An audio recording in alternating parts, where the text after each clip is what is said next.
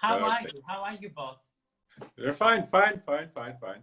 Today we're exceptionally broadcasting from home because our store is closed, of course. Well, of course, due to the current situation. How are you doing in Greece? Well, we're also on quarantine, so I'm at home as well. So we're one of the same. Yeah. So you're in Athens now? I'm in Athens now, yes. Okay. And I'm working from home. At least I'm trying to do as much as I can. Yeah, same with us. Yes. So thank you for joining us. Thank you for It's my pleasure. Thank you for having me. So for the people who are just tuned in and for the first time, I am Kurt. And I'm Stefan. Nice to meet you all. So nice to meet you as well, because I haven't met you either. Excuse me? No. Because we haven't met either. So no, only on mail. Yes. No, not in real life, no. So we are the co-founders of Smell Stories, niche perfumery in Brussels. And today we talk with Manos Gerakinis. I'm not sure if I pronounce it right. Is it Gerakinis or Gerakinis? Yes, it was perfect. The accent was perfect. Okay. Perfect. So thank you for joining us. So today we will talk a bit about you, about the brand Manos Gerakinis, and also about the perfumes, of course.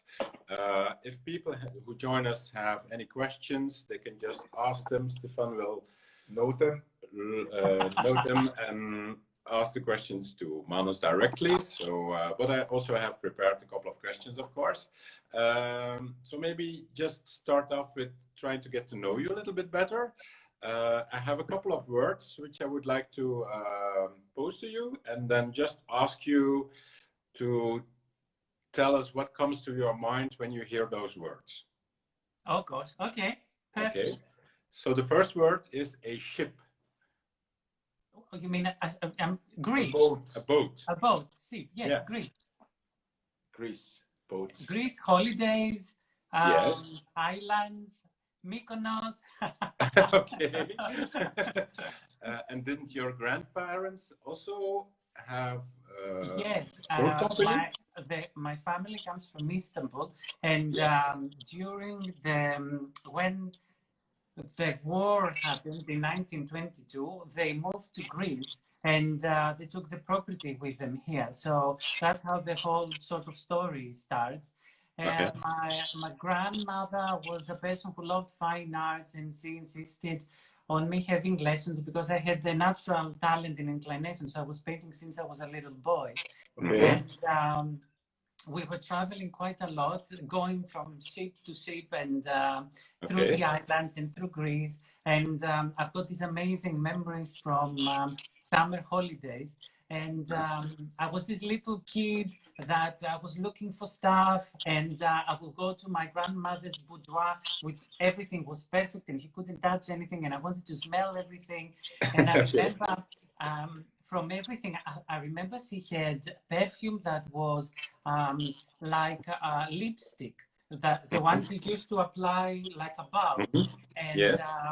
I was in love with this more old-fashioned stuff, and some of them I still have. And I was a collector of perfumes for some time before I actually start to have my own brand. Okay. Okay. Yeah, interesting. Yeah. So already when you were a young boy, you were interested in perfumes. Were there other people in your family that were involved in perfumery, or was it something completely new? Actually, no one was actually involved in the business of perfumery. But I remember my mom. She was always taking us to beauty stores, and we would all smell together the perfumes, mainly during the 80s. That was that designer brands were very fashionable. So I remember one of the first perfumes I ever had was Fahrenheit. And then that was my first perfume. Yeah, it was a classic during the 80s and a great fragrance for many, many years. But I remember starting to collect the perfumes. I had Fahrenheit, I had a Herzog, and when my father used to go in my room and try to find the perfumes, and once I figured out that he was using mine, I started to hide everything in the room. So, I think I was a bit of a fanatic since a young boy, in my own way at least. Okay, yeah. And you also took painting classes? I took painting classes for a good few years, and I still paint. I sort of stopped for some time, but then during quarantine, I found the time and I said, "Oh, I have to go back to that." And lots of the boxes, mainly on limited editions, I create myself. So it's very interesting. I love it so much. You know, when you're creative, it's part of who you are, so you can't just get rid of it. It's part of the DNA. Yeah, yeah. And maybe a last word is Harrods. Oh, Harrods. Oh my God. You're taking me years back. I spent almost a decade in the store. I used to run Gucci, then I ran the VIP department for almost 10 years. So experience was vast. I worked with all the big brand names in fashion. And we had a lot of customers from around the world. We had the royal families, we had celebrities, footballers, almost all the big names you can imagine they passed through. And you can imagine that they went through VIP. So it was a very big experience. And we had a lot of Arabs. We had a lot of people who collected fragrances and who were mad about perfume. I remember a lot of Arab customers, they will gift us perfumes. So it was, to them, it's very important. It's part of the culture. And that's why with my fragrance brand, and you can tell me your own opinion, I believe that my brand, like my country, is a sort of bridge between the East and the West. It sort of westernizes Oriental fragrance, but at the same time, it's not too Oriental that Western people can wear it. And so it balances two worlds, which I actually love, because it's very much who I am as well as a person. Okay. And would you say that is the most typical or the most specific about the brand Manos Gerakinis, that it's like this link between the Oriental culture and the Western culture? Well, it is the first Greek niche perfume brand, like a brand that's actually made in Greece. We're based in Greece. And so, yes, I believe that being the Greek part of it and the light part of it, I like to say that all my fragrances are very happy. And although they've got something Oriental, they make people, I want to make people happy. I want them to wear and create nice memories and experiences and sort of a blast, because that's what perfumery is. You can just spray a fragrance and you can just get into a different world of emotions. And emotions are very, very important to me. Yeah, okay. So as you say, you were the first niche perfumer in the whole of Greece. So when you decided to start your own brand, how did you go about it? Did you follow courses, or did you have a mentor, or did you go to Paris, or did you just experiment and then try it? In all honesty, I started in perfumery out of my own passion. I wanted to create my very I wanted to create my very own fragrance, and that's how I made Sillage Royal. Sillage Royal was never intended to be sold. It was intended as a fragrance that I would wear just me. But while I started wearing it the first season, people will start asking me what it was. So I never actually had a business plan. It never started as a product. It started because I really loved it. So this was your perfume, and then because people liked it, you decided to start your brand. Exactly, that's how it all started. So you know, it's all made with love, though. So it's all very personal to me. And so yes, we created Sillage Royal, and I'm not a chemist. I've done a lot of, I'm doing a course in the University of Athens at the moment. I'm studying and I'm learning a lot, but I can understand the things I can do well, and I can understand the things I can't do. And I think that's part of the success as well, because you get to work with a lot of people who can actually do something better than you and utilize it. So I've got the chemists that they do the hard job, and I'm the creative part that actually goes there and who, like a little boy, goes and tries all the little essential oils, and it's like being in a candy shop and you want to try everything, smell everything, and you're like, how would it be if we had this and we had that, and it's all in your head, and you just want somebody to sort of turn the picture that's in your mind into a fragrance, which is not actually easy, you know. It sounds much easier than it actually I can imagine. Yeah. It's a challenge. Yeah, but the first fragrance was already, wow, quite an accomplishment, because it's really a great perfume. It smells very, very nice. Huh? It's one of my favorites. Well, Sillage Royal is one of these fragrances that at some point Miguel, with whom I've done Omen, and we're going to talk about it later, Miguel said it's one of these fragrances that he wore once in a restaurant, and people will stop him and ask him, what is your fragrance? Yeah. It's a conversation starter. It's because don't look at me here. I'm a shy person, and I wanted a fragrance because it was intended to be for myself. I wanted something that will create some sort of noise. So I wanted a fragrance that I will enter into a room and people will turn their head. And I think it sort of achieves that, because it's strong, it's powerful, and it's got a bit of an ego, which I'm not an egopath, but the fragrance slightly is. But in a very nice way. It's oriental, but I think it's sweet as well, and it's a happy oriental fragrance. Yeah, and there's also this beautiful rose in it. Yes, it's a rich rose cypress. So yeah. Do you use different roses in your perfumes? Different roses. Yes, this one's got Persian rose.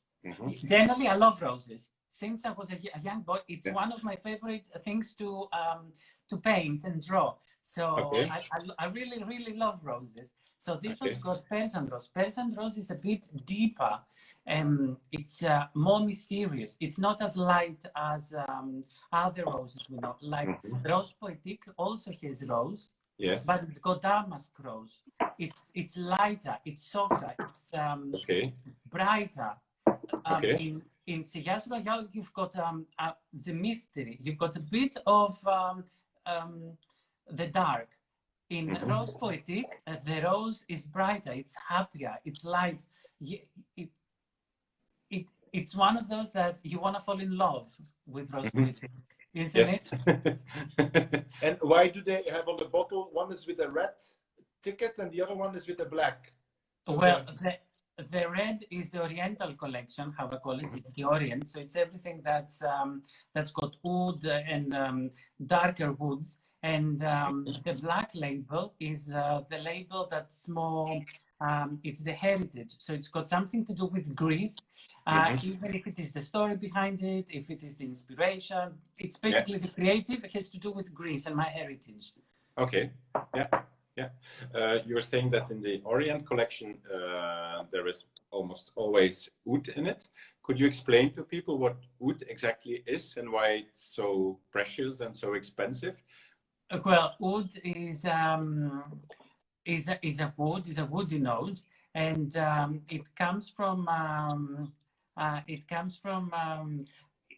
would say it's like an Oriental wood. It's very deep. It's very difficult to extract, and I don't know how you call it, but when the wood goes dissolves, there is a certain stage where you can only from that stage you can extract that scent. So it has to mature enough in order for that extract to come out. So it's not very easy. It's not like you can pick it up from any, like, for example, cedarwood is much easier because the wood smells like that. It doesn't have to mature to take the extract. But with wood, it has to to mature in a certain age before it actually dissolves to soil, that they extract it. So it's very difficult, and that's why it's very expensive. And because it's very deep and it's very dark, it stays on. It's very sticky. It's like a raisin. So it's because it's so sticky, when you actually wear it, it stays on your skin for very, very long. And that's why it makes it more expensive, because it's very difficult to extract, and it's stays on the skin for much longer than other materials. All woods stay much longer on the skin, and woods the basis in most of my fragrance collections that I love to use. So lots of them have cedar wood. They've got obviously wood. They've got I've got stuck cedar wood, cedar, sandalwood, cashmere wood as well. Yeah. Yes, they've got lots of wood because they make a strong base, and the base is the one that makes the fragrance stay longer. So my Sillage, for example, in Sillage Royal, they say it's around 8 hours. So 8 hours is a long time. Does it also have something to do with the concentration of the perfume oil in the perfume? Is that? Yes, but concentration is also a very difficult thing to it's very complicated, because every single of the ingredients has to have a particular concentration that is actually the best with alcohol, that can perform the best. So yes, in general, the highest the concentration, the stronger the perfume, and it stays for longer. But it's actually I don't like to generalize, but all of the fragrance in the collection are eau de parfum. I wanted they're slightly stronger on the stronger side of the eau de parfum, because longevity is one of the important things. I love them to stay in the skin for very long. Yes. Longevity and quality are the two things that, because I started them for my own, I said these are the two things that I want to characterize the collection. Okay. And I'm going to tell you a secret as well, because I went to create my own fragrance. I was, let's say, stupid enough to not look at any prices. So I thought that it's only going to be one, so it doesn't matter. I'm going to use the best materials. But then it ended up being in part of the collection, so it doesn't matter. I love that it's a good quality fragrances. I mean, you have to tell me your experience as well, because you tried them, you worked with them. Well, they are called, well, some of them have the name Sillage, so that's really what it is all about. So indeed, the fragrances stay very powerful, stay very long, or very opulent and warm and happy, as you say. So oh, good. I'm glad we agree. Yeah. And we have lots of success with the Rose Poetique. That's one of our best-selling perfumes, in fact. Yeah. It's maybe one of the more romantic perfumes in the collection. It's this one. I wanted a fragrance that it's gonna have how do you, labdanum. Labdanum is one of the ingredients that comes from Crete, and it was one of the original ingredients of the meal for Jesus. So the myrrh is what makes this fragrance smell slightly oriental. Can you smell that bit? It's slightly oriental, but very light. And then it's got the rose, which is a damask rose, which is a very happy. And with cashmere, it's soft, it's smooth, it's velvety. It's as if you fall in a bed of roses and you want to sleep in that. It's. I have a customer who said to me, it's a gentleman, and he said to me, I wear these fragrances on my beard because I want to be kissed. And I said, oh, that's so great to hear. It's so lovely to think that somebody wears that on their skin, on the bed, so that so somebody else will kiss them. So I believe it sort of describes it in a very nice. It's a bed of roses, but very smooth and. Well, a fragrance that you can wear can be worn by both men and women. They're all decent anyway. And I think that it's suitable for summer, for winter, for day, for night. It's a very easy fragrance, and it has a twist on the normal idea we've got about the rose. Because normally when we think of roses, we think of Bulgarian roses, and it has nothing to do with that. Okay. Yeah. Yeah, okay.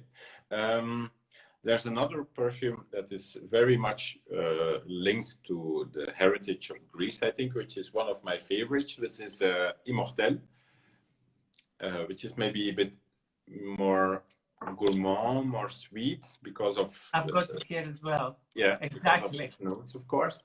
Is this the most Greek of all the perfumes, or is it? Well, Immortelle is very Greek to me. It's funny. It's very Greek to me. Yeah. You know, Immortelle. You know, have you seen the flower ever? Yes, I think you can even buy it in Belgium to put in the garden because it has like gray leaves, I think, with yellow small flowers. It's a very unique flower because the stem is gray, which you don't really get that from flowers, and it's got a beautiful golden color petals, and it looks very different and it's unique on its own.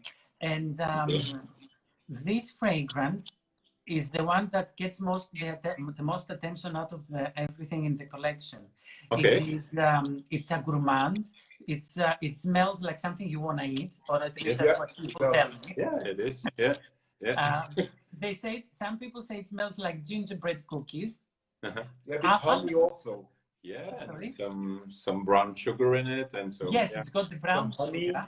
That's why, and it's got milk. That's why it's got something more lactosey. So that's why it smells like gourmand, because it's got things you can actually eat.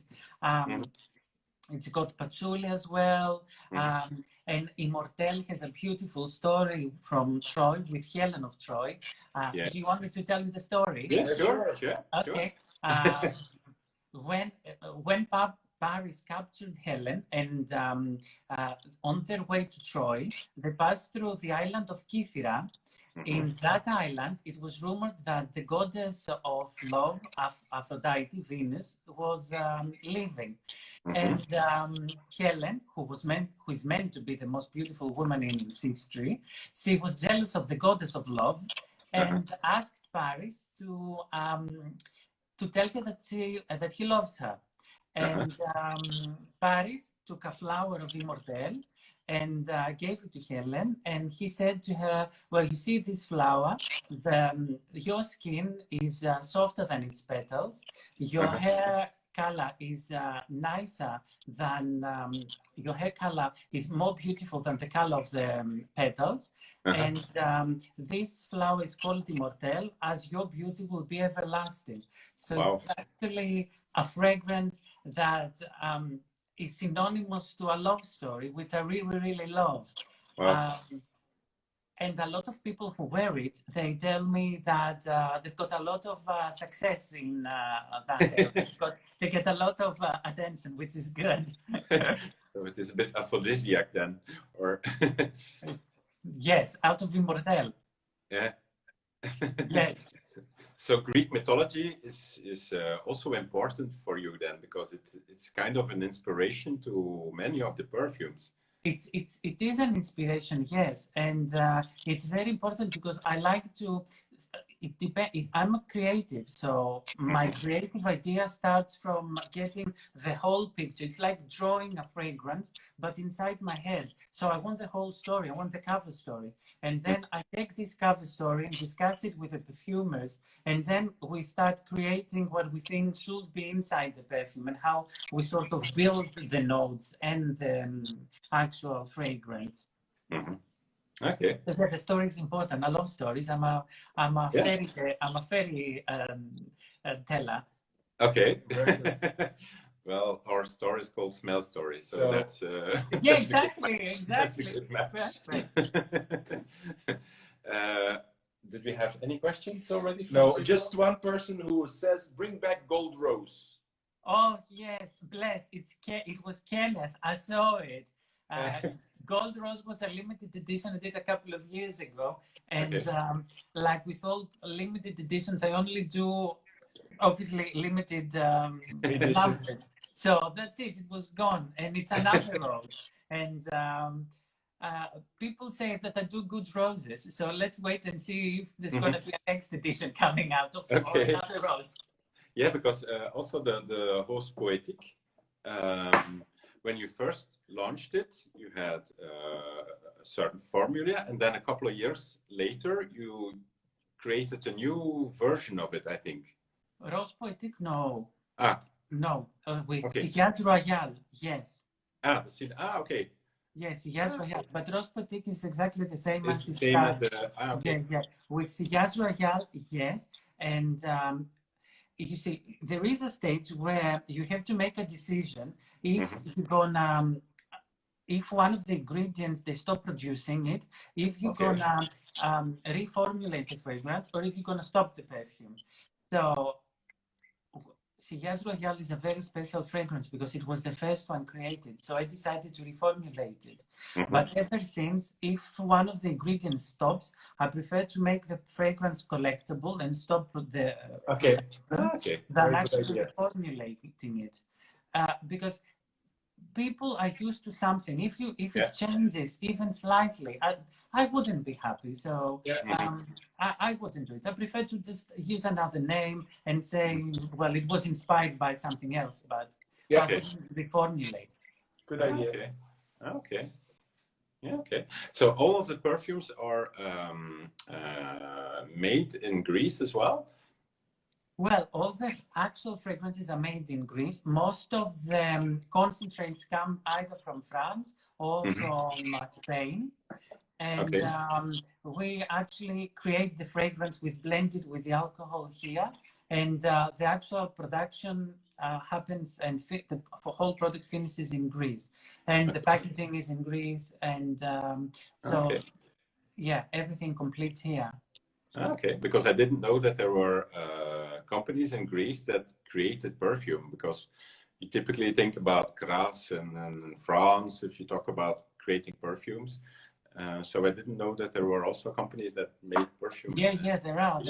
And there are industries that actually do a lot of fragrances and they export them as well. Okay. Yeah, okay. Yeah. Maybe let's talk about the newest perfume that is just released. We only have Omen. two weeks or so, I think. The Omen, which is also inspired by mythology, because it's I love by the Oracle of Delphi. Yes, I'm going to tell you, Delphi is very important to me because as you see the EG here, the logo of the brand. Yes. It's obviously it's my first name Emmanuel and my surname Gerakinis. But actually, if you see it closer, yes, there it's a double E. Can you see that? Yes. Okay, I turned the one into a G, but the double E is a symbol that was in Delphi, and the Oracle of Delphi had one on top and one on the bottom where it was sitting, and it was meant to be where the light of God of Apollo will come through, and they will give the Oracle the sight, will be able to read the future. So when I figured out that it was connected, because I told you I want everything to be light and happy and bubbly, so I thought, yes, that's a symbol that I can actually use and I can collect and I can relate to it.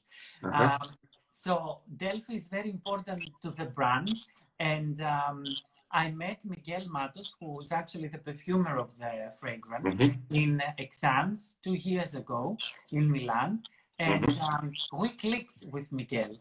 And as soon as we met, I said to him, "Well, we're gonna do a fragrance together. We have to, because we have to put this good energy and add it on, and we're gonna create something beautiful." So you can laugh now, but for the next year and a half, me and Miguel were trying to create a fragrance that I was going to be happy, and our two styles were very, very, very far away. Miguel does a lot of fruity, does a lot of vintagey smelling fragrances. I want that happy. His fragrances are slightly darker, so I do a lot of light and happiness. So it was two worlds that they sort of come together, and it was difficult. But in the end, we created Omen. That's why the name. You know what Omen is, right? What it means? Like a prophecy or something? Yes, or? it's the prophecy. Exactly. But you don't know if it's a good one or it's a bad one. And what it is, it's just a prophecy, something unique that's going to happen into your life. So for me, this perfume means that we've got a good and a bad, darker side in ourselves. And we sort of have to balance the two sides, which is us. And we have to accept the two and create something unique, which is ourselves. So Omen is... has a dark and mysterious side. It's got an oriental twist. It's got oud, which I love. That's why it's in the oriental collection as well. And it's got fruits and things that ingredients that Miguel likes to use, like buku, fir balsam, bay leaf. It's got apple, all those that he likes. A bit of apple in the beginning. Yes, but it's got saffron, it's got amber, it's got oud, the things that I like to use as well. So we managed to blend the two worlds and create Omen. I really love this fragrance. It's also a fragrance that will stop people, that people will stop and ask you what it is. It has nothing to do with the rest of my collection. It can stand on its own, and for sure people will be curious to learn more about it. I must admit, when we received the sample the first time, I couldn't stop wearing it and sniffing it because it's just a great perfume. I really love it. Good. I'm glad to hear that. So how did you work together? Because Miguel lives in Spain, I think. You live in Athens. In Portugal, yes. In Portugal, okay, sorry. Yes. So did you just have phone conversations, or how do you collaborate? We had phone conversation. We were with hours on WhatsApp, me sending him all the inspiration, and I was telling him. I told him my whole life actually. For him to try and get some of the ingredients as well and get inspired. And then we had samples coming forward, coming backwards and forwards and backwards. And I told you, it took us over a year and a half. He said to me that I was very difficult. So I don't know if I was or not, but I'm happy with the result. And when do you then finally decide, like, this is it, this is the perfume I was looking for? How do you know?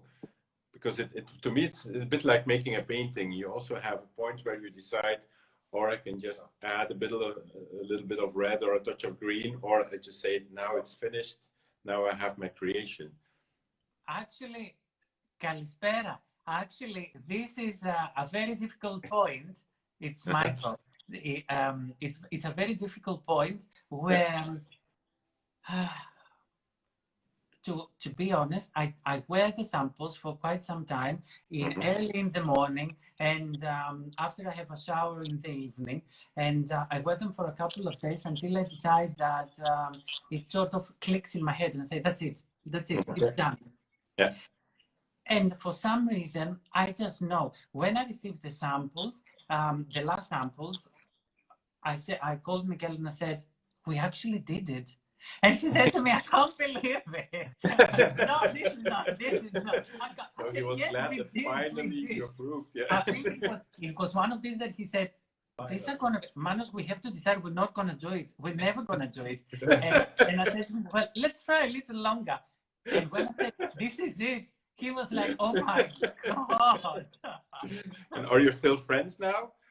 Yes, we're friends, and we're looking forward to. We've got a very good relationship. I love Miguel, and we're looking forward to meeting in Milan and maybe arranging something about Omen in Milan if the exhibition happens, and depending on the whole obviously situation. But yeah, fingers crossed. Yes, And I'm gonna meet you guys as well in person, right? Well, we You're were gonna try planning and to go come. to the exhibition this year, but yeah, unfortunately everything was cancelled. But yeah, hopefully we can see each other. We can see each other next year. Perfect. Yeah, let's hope. You said you use lots of saffron in your perfumes. Why?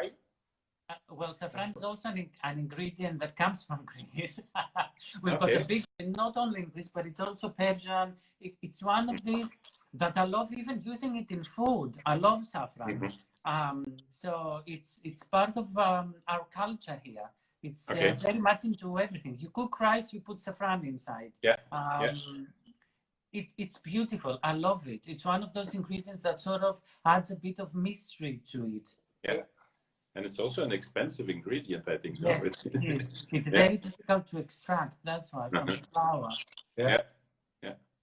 And in Omen, I read there was buchu or buku. Patchouli, no? No, it's buchu. Buchu. Yeah, that's one of the ingredients that Miguel loves. I don't really know what it is. Can you explain what it is? Well, it's how do you call it? How do you call these little plants? So it's a plant. So it's yes, it is a plant, but I don't know how you call the little. It's a little bushy plant. I don't know the word in English either. Okay. But is it green or from the color? It's leafy. It's leafy. It's greeny. It's green. Okay. Yeah. So that's something that gives a bit of freshness and. Yes. Yeah. Okay. Yes. Interesting. You also have created candles. Yes, candles are brand new. Yeah. What did you think of the fragrances in the candles? Wow. Oh, they're excellent. Well, this is the Athenian essence. Athenian essence. Yes. So it has this. I've got this one here as well. It's burning. I don't know if you can see the we label. cannot burn it because we still want to sell it, of course. Yeah, of course. So this is a collector's item because we have it in our hands now. Of course. So we didn't burn it, but you can smell it even without lighting the candle. You can really smell it. And this has this kind of orangey, it's like an orange peel a bit, but then with some spices in it. I think it's really warm and also happy. It's also a happy fragrance. It is happy, isn't it? It's got that freshness and cleanliness, isn't it? To it. It's got the main ingredient is bitter orange, the bitter orange tree. Yeah. Because there's a lot of them here in Athens, and for me, when I walk through Athens, and when they blossom, all these trees, you smell the flowers, and Athens to me smells like bitter orange. So it's a mixture, but the main ingredient is that. It's very fresh, it's very clean. I'm not sure if you have the other ones there. We have them in the store, but we don't have them. Yeah, we have 3 of them. Yes, it's 3. The other one is that's called the bitter almond. It's much more sweet. It's much more soft, more velvety. Yeah. This one is clean. That one's more velvety, more smooth. It's the one that you want to go under the beds and feel all of that comfort. And you've got the Oriental wood. Oriental wood. I love woods, as I said. So Oriental wood is the one that the main ingredient is. How do you call it? I got stuck. Cedarwood. Cedarwood. Well done. It's got cedarwood, and it's very woody. But cedarwood also gives that sort of Oriental feel. It's more masculine and it's very sensual. So every single one of them is different.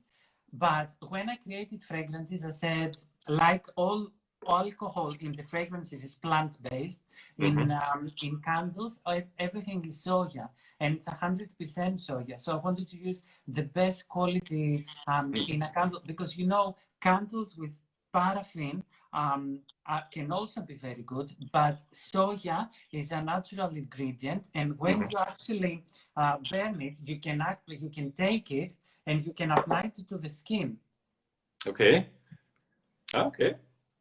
And it's how some massages do the massage, and Okay. they apply the candle when it bends and it's warm. So you can do it because it's natural. It doesn't do any harm to the skin. Yeah. And when it bends, the smoke, when we inhale it, it's all good because it's natural. It's nothing. It's all natural. Yeah, there's no chemicals in it. Yeah. Yes, exactly. Okay. Yeah. It's also very nice with this gold inside. Huh? Yes, I wanted the gold inside because when it bends down, it actually reflects the gold outside, and it's brighter and as everything is. Yeah. Okay. Yeah. So this is the candle collection is new. The candle collection is new. Yes, it's like 2 weeks, 3 weeks. I can't remember. It's very, very new. One of the first to have it in our store, which is great. Yes, you were. And why did you decide to add candles to the collection? Well, it was one of the other ideas I had during the quarantine in March, and while I was at home, I was very creative, so I started painting again. You worked a lot, yeah. What else shall I do? Because you can't really do a lot in your house. So I thought, what do I need? I need candles. And then I started researching what's the best things I can do, and I decided on the collection, what it would have, and then we started creating the actual perfumes for the home fragrances. But the fragrances of the home fragrances have nothing to do with the rest of the collection, because I sort of believe that a fragrance that I'm going to smell at home, I don't want to be wearing it. So if I don't want to smell like my house, if that makes any sense. So, and also, there are fragrances that I love smelling in a house, but I wouldn't like to wear them. It's the opposite. So, for example, I like a lot of flowers. I would love jasmine, but I wouldn't wear jasmine. So, yes, the collection has different fragrances to the rest of the perfume collection. And yeah, what's your opinion? I think I'm doing the whole talking. You need to tell me your opinion. Well, you're the invite. Yes, that's the purpose. We want to get to know you, and we want to learn about the brand and give people the opportunity to see who is behind the brand. That's part of our mission, because all the brands that we propose in Brussels in our store, we work together since the beginning. So we are open now for a year and a couple of days, and so we it's your birthday. So it's your birthday. Yes. We had our birthday in October, so it was our first celebration. We were closed at the time, so it was a bit not what we expected, but still we're open for 1 year, and we have been carrying your brand from the very start, and we have been looking for brands all over Europe, and really brands with a face, with the story, and as you say, you like telling stories. So for us, it's important that we propose brands that are not the bigger commercial brands or the bigger designer brands, but really brands with a story behind it and with a person behind it. So for us, it's important to see you and get to know you better, and then understand what the inspiration is behind the brand and what makes it special. So that's why we ask you a lot of questions. Yeah, good. I'm very happy. But we're very pleased with the candles, and what's also interesting, it has you don't have it here, but it has a cover. It has a lid. Yes, the lid. Yeah, the golden lid. Yeah, which is really good. Yes, the lid. They are beautifully made. Yeah, they're made with lots of love. And then, because I wanted everything to be vegan, those ones, when you stop using the candle and it finishes, you can use them to put your glass on top.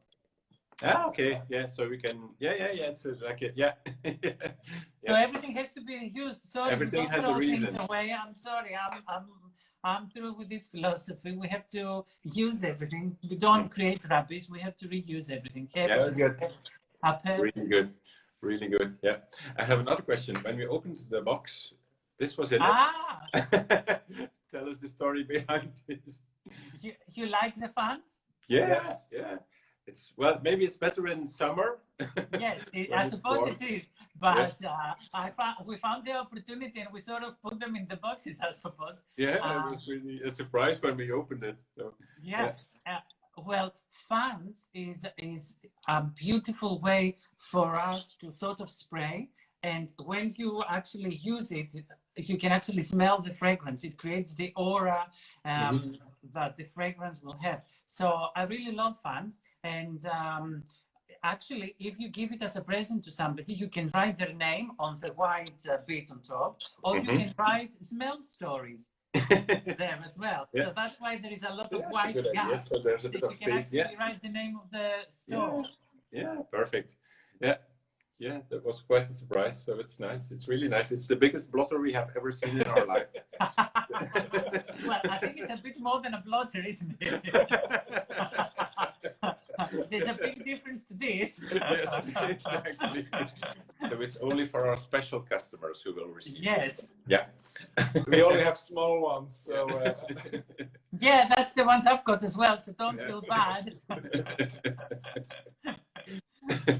So I'm just looking if there are other No, questions for people who are following us or not.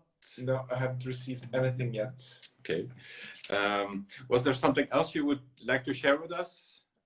Well, I don't think so. I think I'm very happy with everything. I'm happy to have your store in Brussels. I love Brussels. I've been there a long time ago. But if we were not, and it was all different, then I would love to visit you guys and meet in person. Welcome. And meet an event. And hopefully we can do all of these things next year at some point. Yeah. But there were a couple of your friends who came by in our store. Yes, they did. Yeah, so that was quite good. Yeah, that was really nice. Yeah. We got a question, and if you have a specific discovery set of your perfumes. Yes, there is one available on the website. Yes. Okay. Yeah, and people can also get samples in our stores. Yes. But you provide samples, don't you? Yes, we do. Yeah. Exactly. So it's on your website as well, right? Yes. .com? Yeah, sure. .be or .com. Yeah. Yes, perfect. .eu, .be, .com, everything leads to the same. Well, just type smell stories and you're gonna find it. Everything leads to our store, so. Perfect. See if I have other questions I would want to ask you, but I think most of the questions I have asked already. Well, there's of course, a lot more that we could talk about, but I think for now. There's always a lot to talk about, isn't there? Exactly. So I would like to thank you. I would like to thank everybody who followed this interview. It was really a pleasure to meet you, to talk to you, to get to know you better. Thank you for having me. It was a pleasure spending this time with you. It was like having cold feet. It was like meeting you in person. And until next time, I wish you all the best. And same to you. Thanks again. Take care. And we'll take care of your perfumes. Thank you. I trust them in good hands. And we will put for the people who couldn't follow live, we will put the interview on our YouTube channel, and we'll share with you the link so you can see it back afterwards. So that's about it, I think. And we have another interview coming up that will be the last one for this year. Will be on the 10th of December, where we will talk with Olivier Cresp, also a famous perfumer from the Acro brand. And that will be the last one for this year, but hopefully next year we will be able to continue our sessions with our perfumers. So once again, thank you very much, Manos. Thank you. Take care. Have a nice Bye. evening. Thanks a lot. See you. Ciao. Bye. See you soon. Bye-bye. Bye.